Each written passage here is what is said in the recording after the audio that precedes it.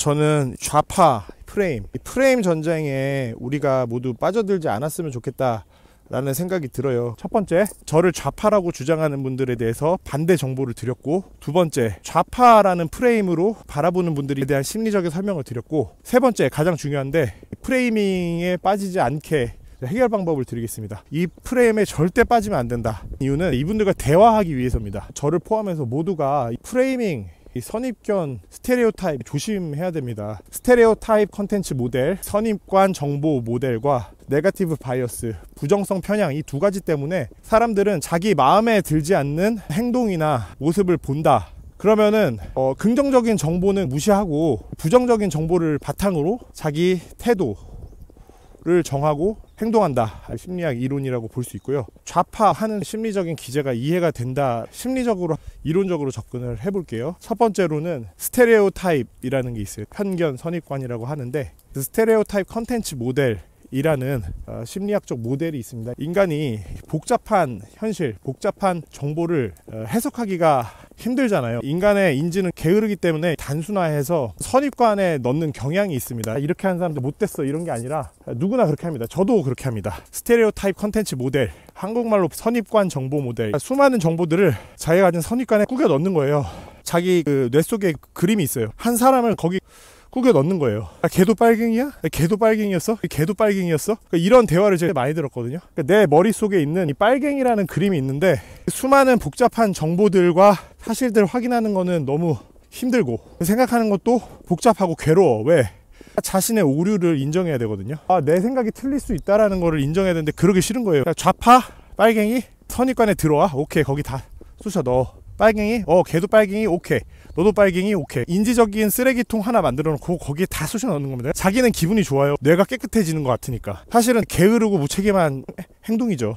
두 번째로는 네거티브 바이어스, 부정성 편향이라는 심리학 이론인데, 긍정적 정보가 있고 부정적 정보가 있잖아요. 사람들은 기본적으로 긍정적 정보보다는 부정적 정보에 더 큰 관심을 보여요. 더 주의를 기울이고 더 많이 기억합니다. 어떤 사람이 100번 잘하다가도 한 번 잘못했다, 100번 잘한 거는 주의를 기울이지 않고 한 번 잘못한 거를 기억합니다. 그 사람을 판단할 때 이 부정적 정보를 활용해요. 나한테서 자기 마음에 들지 않는 정보가 발견됐다, 앞에 정보는 다 무시하고 부정적 정보 하나를 가지고 그것만 기억하는 겁니다. 그게 바로 부정성 편향이라고 볼 수 있어요. 2025년 첫 번째 토요일입니다. 아직도 윤석열 내란수계는 체포가 되지 않은 상태입니다. 탄핵 집회나 탄핵 반대 집회 현장에 있으면서 이야기를 많이 들어보고 외국분과도 이야기를 나눠보고 했습니다. 대학교에서 심리학을 연구하고 가르치기 때문에 직업으로서 심리적으로 분석한 영상들을 올리고 했는데, 문제는 저를 인신공격을 하시는 분들을 많이 발견하게 됐어요. 질이 좋지 않은 컨텐츠다 이런 이야기를 하시는 게 아니라 왜 그럴까 한번 봤습니다. 공통적으로 발견되는 단어는 좌파라고 하시더라고요. 아니 왜 좌파? 내가 좌파인가? 에 대해서 좀 생각을 해보게 됐고, 좌파, 민주당, 종북, 빨갱이, 이재명, 이 프레임 순서대로 역시 흘러가더라고요. 일단 저에 대한 사실 그 자체를 말씀드리겠습니다. 최대한 가치 중립적인 단어들로 설명을 해볼게요. 저는 북한 통일, 대학생 때부터 그런 활동들을 많이 했고, 북한 주민들의 인권이, 자유가 침해되면 안 된다고 생각을 해서 UN 세계 인권 헌장을 바탕으로 북한 주민들에게 라디오 만들어서 송출하는 일에 참여를 했습니다. 북한 인권을 위해서 저의 많은 시간을 보냈고 제가 받은 월급을 다 기부했습니다.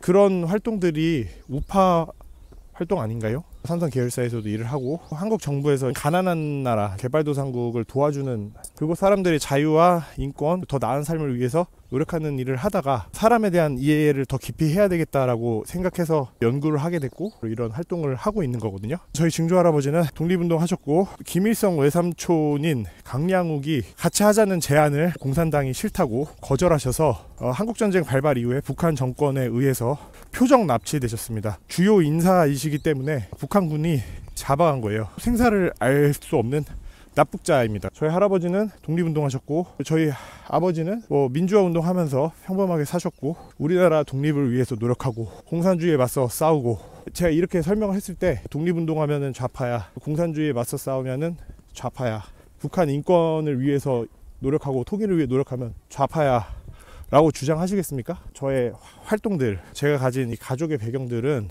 우파라고 말씀을 드리고 싶어요. 심지어 이렇게 이야기할 수도 있지만 그렇게 이야기해서는 안 되겠다라는 생각이 들어서 자세하게 설명을 드린 겁니다. 얼마나 사실에 근거하지 않은 심리적인 현상인지를 살펴볼 필요가 있겠다라고 댓글이나 욕설, 비난 이런 것들을 보면서 좌파 프레이밍에 절대 빠지지 말아야 되겠다. 첫 번째, 저를 좌파라고 주장하는 분들에 대해서 반대 정보를 드렸고, 두 번째, 좌파라는 프레임으로 바라보는 분들에 대한 심리적인 설명을 드렸고, 세 번째, 가장 중요한데 프레이밍에 빠지지 않게 해결 방법을 드리겠습니다. 이 프레임에 절대 빠지면 안 된다. 이유는 이분들과 대화하기 위해서입니다. 이분들이 볼 때 좌파 이꼴 빨갱이 이꼴 공산당 이꼴 중공 이꼴 이재명 이꼴 문재인, 수많은 등식들이 연속적으로 펼쳐지면서 급기야는 악마, 마귀, 사탄, 사회의 악 이렇게 됩니다. 좌파 프레임에 들어가지 않는 게 중요해요. 구체적인 행동 지침을 드릴게요. 첫 번째, 사람들이 너 좌파야 우파야 할 때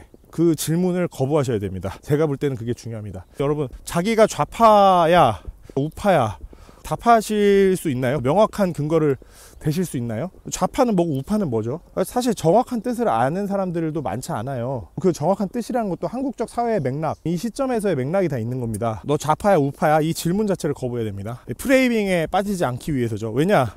우파라고 했을 때 사람들이 그거에 대해서 욕하지 않아요. 좌파의 수많은 선입관들이 다 뒤덮여 있어요. 좌파냐 우파냐 이 질문 자체를 거부해야 된다. 두 번째, 그럼 나의 가치관이나 가치체계를 어떻게 설명할 것인가? 저는 이렇게 설명해 보겠습니다. 저는 대한민국의 헌법을 존중한다. 개인의 자유를 존중한다. 사람들이 함께 잘 살아갈 수 있는 사회가 됐으면 좋겠다라는 가치적 지향점을 가지고 있다. 성경에서 말하는 신을 믿는다. 자유주의, 헌법주의, 공화주의자, 민주주의자 이렇게 이야기를 할 수 있을 것 같습니다. 저를 포함해서 모두가 프레이밍, 선입견, 스테레오타입 조심해야 됩니다. 그러니까 우리가 어떤 인물을 보거나 사건을 보거나 사실을 봤을 때요, 좋아할 수도 있고 싫어할 수도 있어요. 선후의 문제에 있어 가지고는 우리는 비난하지 않습니다. 인간이 도덕적으로 비난하는 지점은 헌법과 법률을 준수하지 않을 때 도덕적 비난뿐만 아니라 법적 처벌이 따르는 거고, 인류사회가 그동안 만들어온 도덕 체계나 가치관, 윤리 이런 것들을 지키지 않을 때는 도덕적, 윤리적으로 비난하는 겁니다. 그럴 때 그 판단을 하는 도덕적인 기준이 뭔지 사실관계 확인과 검증 절차를 통해 가지고 돼야 된다는 거죠. 인터넷이라는 익명성의 환경인 만큼 사람들이 사실에 대한 확인, 자기 생각에 대한 검증을 하지 않고 비난하게 되는 환경이 되거든요. 최근 네이처지에 발표된 연구에 따르면은 SNS 환경이 됐잖아요. 유튜브도, 인스타그램도, X도, 스레드도 있고 소셜 네트워크가 되면서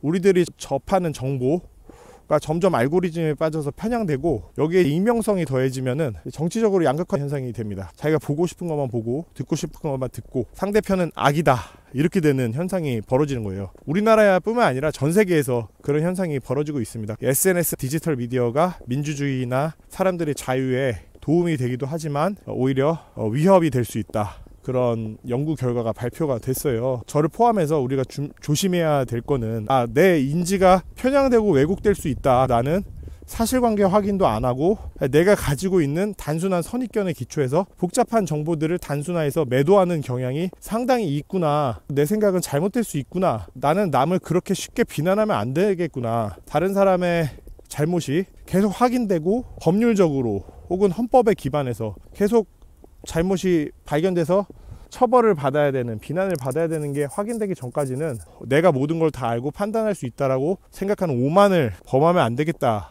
라는 점을 기억해야 된다고 생각을 해요. 저는 좌파 프레임 전쟁에 우리가 모두 빠져들지 않았으면 좋겠다 라는 생각이 들어요.